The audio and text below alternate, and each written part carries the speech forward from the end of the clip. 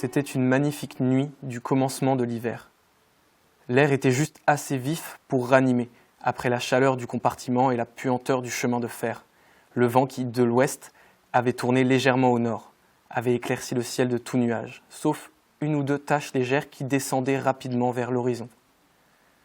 Un mince croissant de lune montait dans le ciel, à mi-chemin du zénith. Lorsque je l'aperçus, engagé dans les branches d'un grand vieil orme, je pus à peine me représenter le sordide faubourg de Londres où j'étais, et j'eus l'impression que je me trouvais en quelque agréable campagne, plus agréable certes que n'était le fond de la province tel que je l'avais connu. J'arrivai droit au bord du fleuve et m'y attardai un peu, à observer. Par-dessus le haut parapet, l'eau qui descendait vers Chiswick Heath, en tourbillonnant contre la marée montante et étincelait sous la lumière de la lune.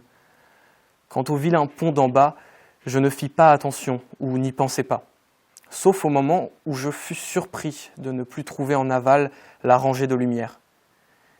Alors, je me retournai vers la porte de ma maison et j'entrai.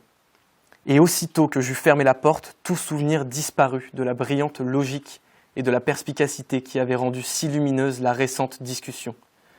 Et de la discussion même, aucune trace ne demeurait en moi, qu'un vague espoir devenu agréable de jours de paix, de repos, d'innocence et de bienveillance souriante. C'est dans cette disposition que je me jetai dans mon lit et m'endormis selon mon habitude au bout de 2 minutes. Mais contrairement à mon habitude, je me réveillai peu de temps après, dans ce curieux état de complet éveil qui parfois surprend même de bons dormeurs. État dans lequel nous sentons toutes nos facultés surnaturellement aiguisées, tandis qu'à cette vision aiguisée s'offrent obstinément les mesquines misères que nous portons toujours en nous, les hontes et les heurts de notre vie. Je restai dans cet état presque jusqu'à en jouir. Le souvenir de mes folies m'amusait, et tous les enchevêtrements de ma vie, qui m'apparaissaient si clairement, commençaient à prendre la forme d'une histoire amusante. J'entendis sonner 1 heure, puis 2, puis 3. Après quoi je me rendormis.